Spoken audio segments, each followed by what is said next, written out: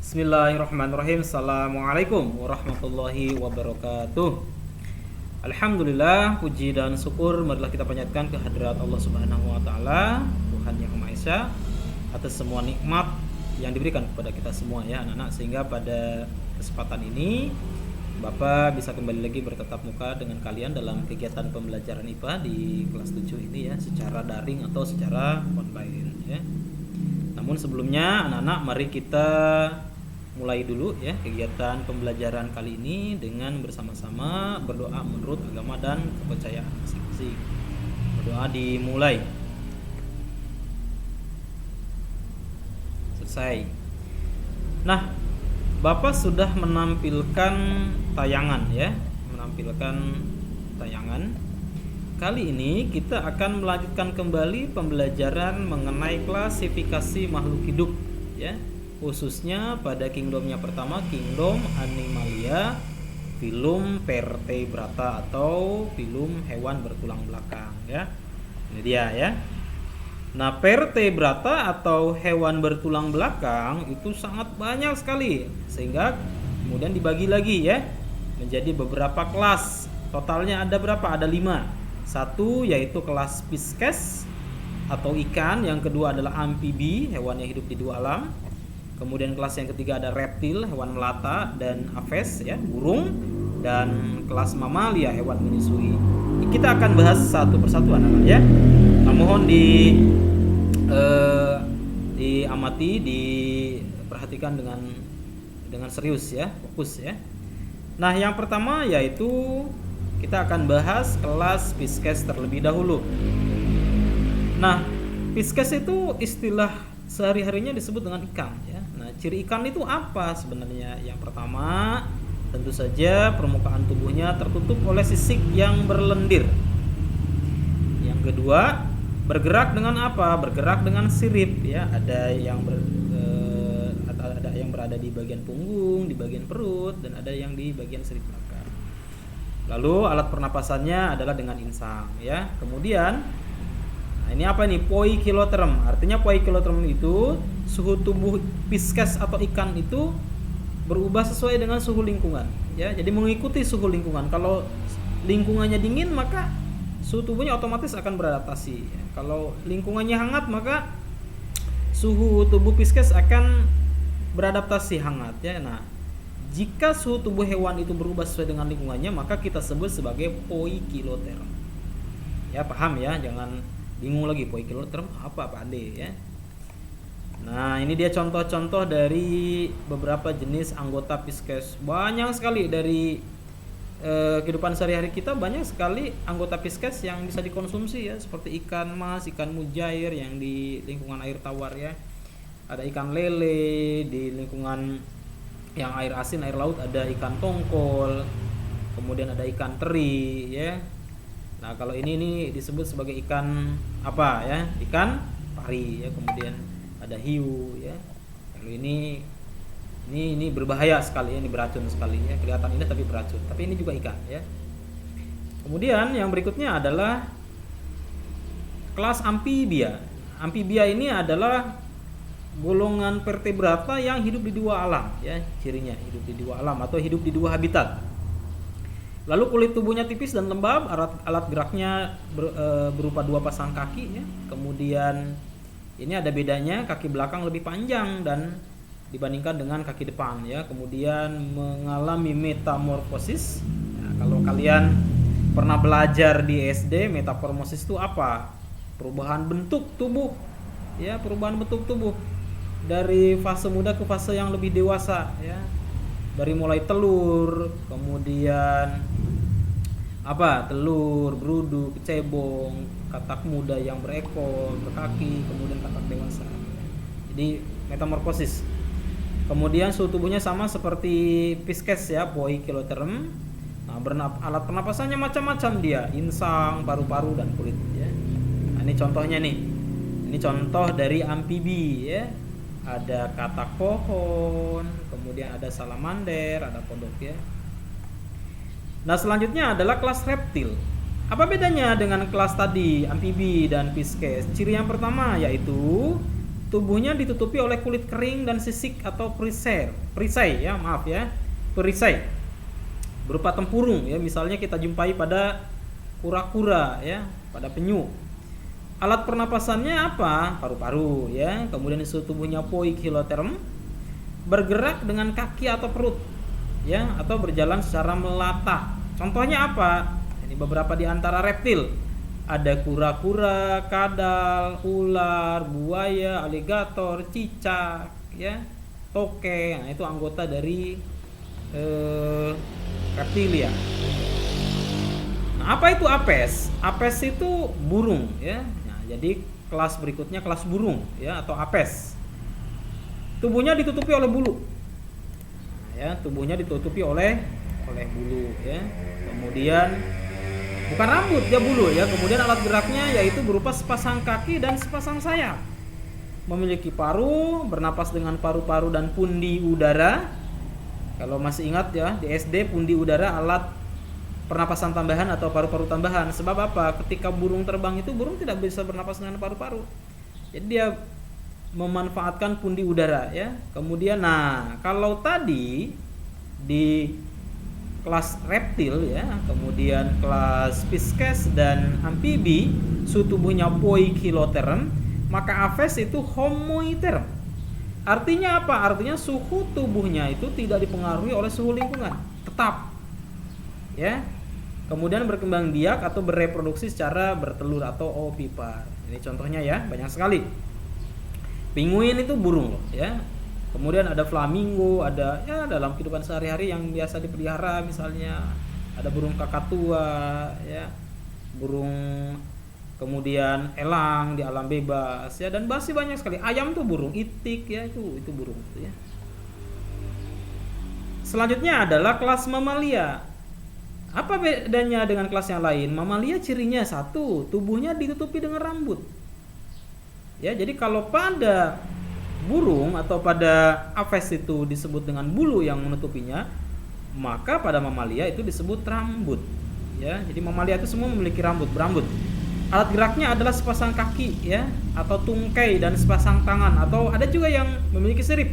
Misalnya apa? Misalnya paus ya. Bernapas dengan paru-paru, homoiterm atau memiliki suhu tubuh yang tetap, memiliki kelenjar susu atau kelenjar mamae, makanya disebut mamalia karena memiliki kelenjar susu.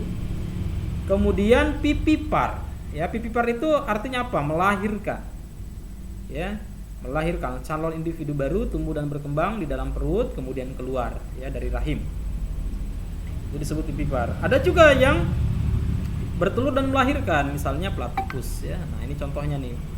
Ini dia ya, orang utan, simpanse, gorila, sapi, kambing, manusia merupakan kelompok dari mamalia, anggota dari kelas mamalia ya. Oke, mudah-mudahan bisa dipahami ya. Nah ya, ini juga nih contoh-contoh dari hewan mamalia ya, termasuk kelelawar. Jadi anak-anak kelelawar itu bukan burung ya, mamalia, karena cirinya itu lebih dekat kepada mamalia ya. Ini zebra ya. Baik, silakan ada yang mau ditanyakan ya. Kalau ingin bertanya nanti silakan di kolom komentar ya. Nah, itu dia adalah kelompok yang termasuk ke dalam filum vertebrata. Nah, selanjutnya kita masuk ke dalam kingdom yang kedua ya, setelah animalia, yaitu kingdom Monera. Di dalam sistem klasifikasi menurut Whittaker ya, kingdom berikutnya adalah kingdom Monera ya. Nah, Monera itu kingdom apa? Ciri khas dari kingdom Monera ini yaitu selnya tidak memiliki selaput atau pelindung, atau disebut juga dengan sebutan makhluk hidup atau organisme prokaryotik, atau selnya tidak memiliki selaput inti atau membran inti ya. Jadi ciri khas dari kingdom Monera adalah bersifat prokaryotik ya. Contohnya apa Monera itu? Satu, bakteri. Yang kedua disebut dengan ganggang hijau biru. Nah, bakteri ini cirinya macam-macam. Ada yang berbentuk batang, ada yang bulat, spiral, ada yang koma, ada yang memerlukan oksigen, ada yang tidak ya. Nah, ganggang hijau biru ini hidup di laut ya. Dia berklorofil. Sehingga apa kira-kira? Mampu berfotosintesis ya, karena memiliki klorofil. Ada yang bersel satu, tubuhnya berupa sel saja, ada yang terdiri dari banyak sel atau multiseluler ya. Kemudian ada yang berbentuk ada yang hidup secara mandiri ya, ada yang berkelompok atau koloni ya. Nah, ini adalah anggota dari Kingdom Monera ya.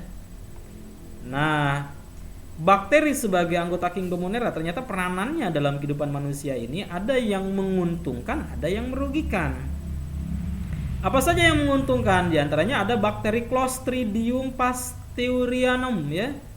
Bapak ulangi ya, ada bakteri Clostridium pasteur dan Azotobacter crococum.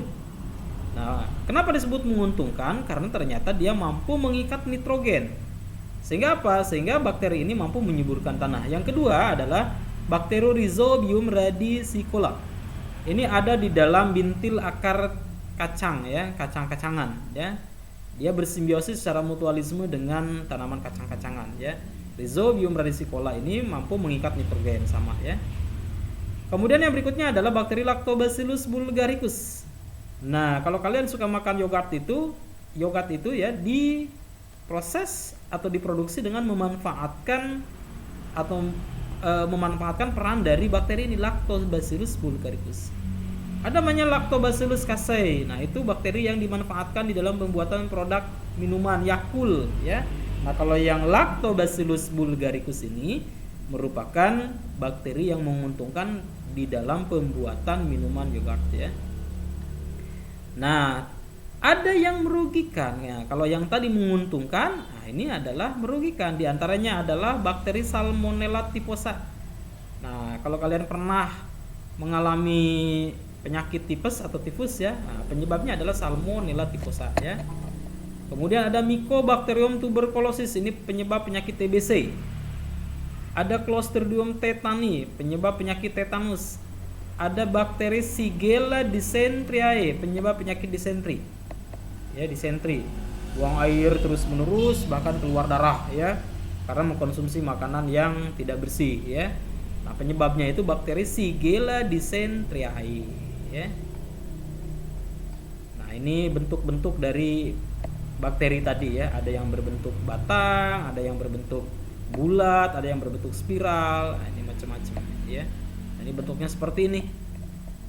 Ini berbentuk batang, ini bulat, ini berbentuk spiral ya. Nah, ini dia nih, banyak sekali contoh-contohnya ya.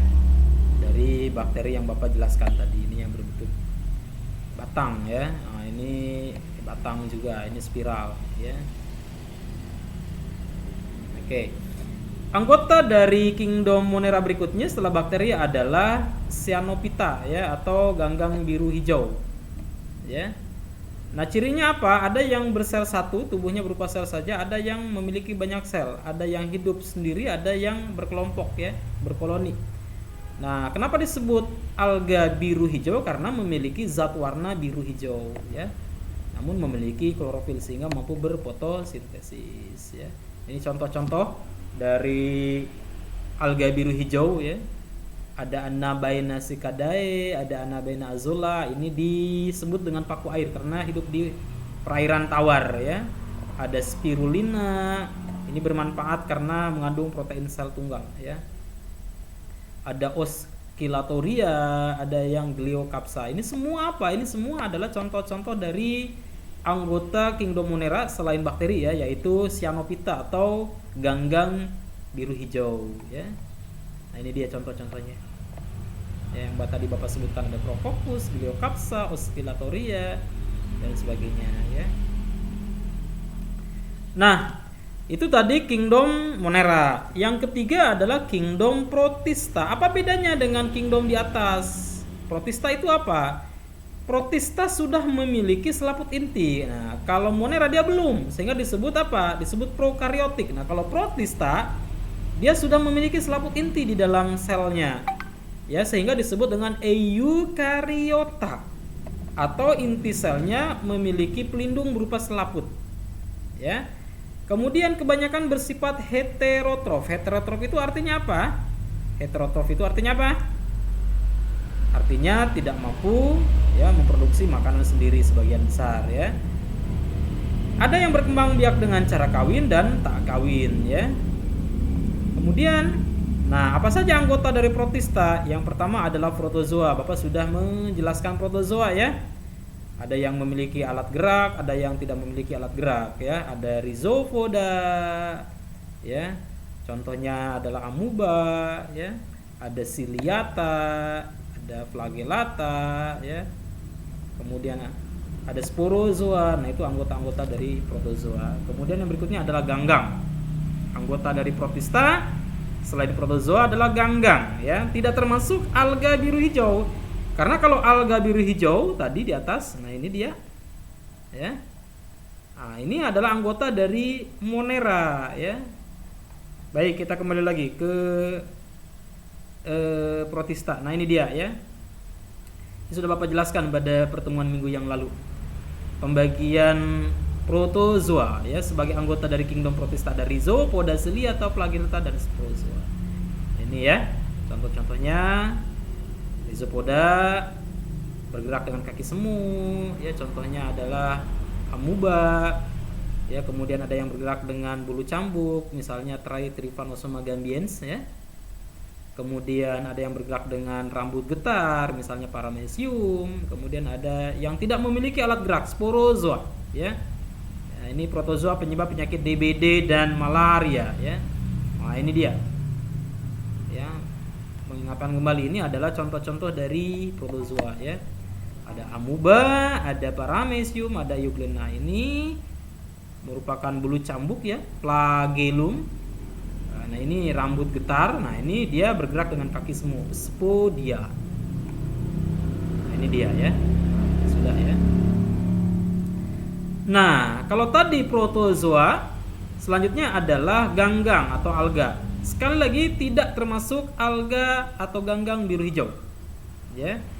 Alga atau ganggang ini dibagi menjadi beberapa jenis berdasarkan zat warna yang dimilikinya. Ada alga atau ganggang hijau, ada ganggang merah, ada ganggang coklat, dan ada ganggang pirang. Contoh daripada ganggang hijau itu adalah kolera. Ya, alga coklat atau ganggang coklat misalnya Sargassum. Kolera itu mengandung protein yang tinggi, dimanfaatkan sebagai sumber bahan makanan. Kemudian ganggang merah Eucheuma spinosum. Kalau kalian suka mengkonsumsi agar-agar, ya ternyata agar-agar itu berasal dari Eucheuma spinosum, ganggang merah atau rumput laut. Kemudian ada ganggang pirang ya atau Diatomae ya. Nah, ini dia contoh-contohnya ya. Nah, ini contoh dari beberapa jenis ganggang. Ganggang hijau, ya, ganggang merah, ganggang coklat ya. Nah, selanjutnya adalah kingdom fungi. Nah, kalau tadi kingdom apa? Kingdom protista. Nah, ini apa? Kingdom fungi atau jamur. Apa bedanya jamur atau fungi dengan protista, monera dan lainnya? Yang pertama, jamur itu tidak memiliki klorofil, zat hijau. Sehingga jamur tidak mampu berfotosintesis. Oke ya. Kemudian memerlukan makanan dari luar untuk kehidupannya, heterotrof karena tidak memiliki klorofil dia. Ada yang hidup dengan menumpang, parasit, ada yang saprofit, hidup dengan memanfaatkan makhluk hidup yang sudah mati ya dengan cara menguraikannya, saprofit. Jadi fungi itu bersifat saprofit dan parasit. Nah, struktur tubuhnya tersusun dari benang-benang yang sangat halus yang disebut dengan hifa. Jadi hifa itu apa? Hifa itu adalah struktur dari tubuh jamur ya, berupa benang-benang yang sangat halus ya, yang disebut dengan hifa ya. Nah, ini adalah beberapa contoh dari kingdom jamur ya atau fungi ya. Ada jamur yang sangat kecil disebut juga dengan jamur mikroskopis, misalnya ragi ya. Kalau kalian pernah mengkonsumsi tape, tempe, nah itu adalah produk makanan yang dibuat dengan memanfaatkan jamur mikroskopis ya, ragi ya. Kemudian ada jamur yang bisa dikonsumsi ya, makroskopis, ada jamur merang, jamur kuping, jamur tiram, jamur kancing, dan jamur sitek ya. Nah, ini dia contoh dari beberapa jamur tadi yang Bapak jelaskan. Ini ragi ya anak-anak ya. Kemudian ada jamur kayu. Nah, ini disebut dengan jamur tiram ya. Ini jamur yang bisa dikonsumsi atau dimakan ya. Nah, baik, mungkin untuk kali ini kita cukupkan sampai Kingdom Jamur terlebih dahulu saja ya. Masih ada lagi satu sebenarnya, yaitu Kingdom Plantae. Namun khusus untuk Kingdom Plantae akan Bapak jelaskan pada pertemuan yang akan datang saja ya, karena terlalu banyak kalau disampaikan di sini ya. Nah, anak-anak silakan jika ada pertanyaan atau komentar seperti biasa di kolom komentar ya, ditanyakan ya. Bapak berharap kalian bisa bertanya di situ, bisa berinteraksi dengan Bapak di situ ya. Nah, terima kasih atas perhatiannya ya. Bapak tutup dengan billahi taufiq wal hidayah. Sampai ketemu lagi minggu depan ya. Wassalamualaikum warahmatullahi wabarakatuh.